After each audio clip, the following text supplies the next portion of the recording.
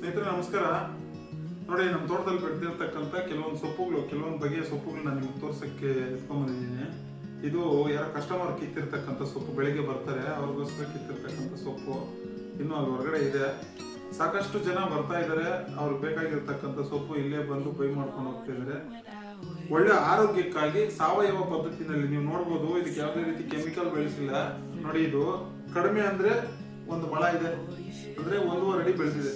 ಇದು ಇವಾಗೂ ಎಳೆದಾಗಿದೆ. ಎಷ್ಟು ಸೂಪರ್ ಆಗಿದೆ ಅಂದ್ರೆ ನೋಡಿ, ಇದು ಚಿಲ್ಕಾರವೆ ಅಂತ ಹೇಳ್ಬಿಟ್ಟು, ಇದು ದಂಟಿನ ಸೊಪ್ಪು ನೋಡಿ, ಇಷ್ಟಿಮು ನೋಡಿ ಹೆಂಗಿದೆ ಅಂತ ಹೇಳ್ಬಿಟ್ಟು.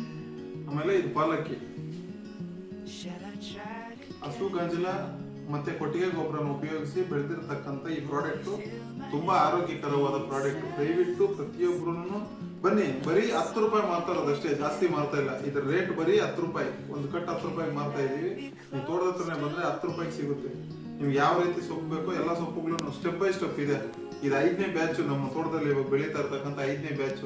ಇನ್ನೊಂದು 6ನೇ ಬ್ಯಾಚ್ ಎಲ್ಲ ಮೊಳಕೆ ಇದೆ. ಸೊ ಕೋಲಾರ ಸುತ್ತಮುತ್ತ ಇರ್ತಕ್ಕಂಥ ಪ್ರತಿಯೊಬ್ಬರಿಗೂ ಒಂದು ಒಳ್ಳೆ ಆರೋಗ್ಯಕ್ಕಾಗಿ ಒಂದು ಉತ್ತಮವಾದ ಬೆಳೆನ ಬೆಳೆದುಕೊಡ್ಬೇಕು ಅಂತ ಹೇಳ್ಬಿಟ್ಟು ಸೊಪ್ಪುಗಳನ್ನ ಸ್ಟಾರ್ಟ್ ಮಾಡಿದೀವಿ. ಬಂದು ನಿಮ್ಮ ಆರೋಗ್ಯನ ಚೆನ್ನಾಗಿ ಕಾಪಾಡ್ಕೊಳ್ಳಿ. ಬರೀ 10 ರೂಪಾಯಿ ನೋಡಿ, ದಂಟಿನ ಸೊಪ್ಪು ಹಾಕ್ಬೋದು, ಪಾಲಕ್ಕಿ ಸೊಪ್ಪು ಹಾಕ್ಬೋದು, ಚಿಲ್ಕಾರವೆ ಹಾಕ್ಬೋದು, ಮತ್ತೆ ಅರವೆ ಸೊಪ್ಪು ಹಾಕ್ಬೋದು. ಎಲ್ಲ ಸೊಪ್ಪುಗಳಿದಾವೆ. ಯಾವ್ದು ನಮ್ಮ ಹತ್ರ ಇದೆಯೋ ಅದನ್ನ ಕೊಡ್ತೀವಿ. ದಯವಿಟ್ಟು ಬನ್ನಿ. ಬರೀ 10 ರೂಪಾಯಿ ಸೊಪ್ಪು. Thank you.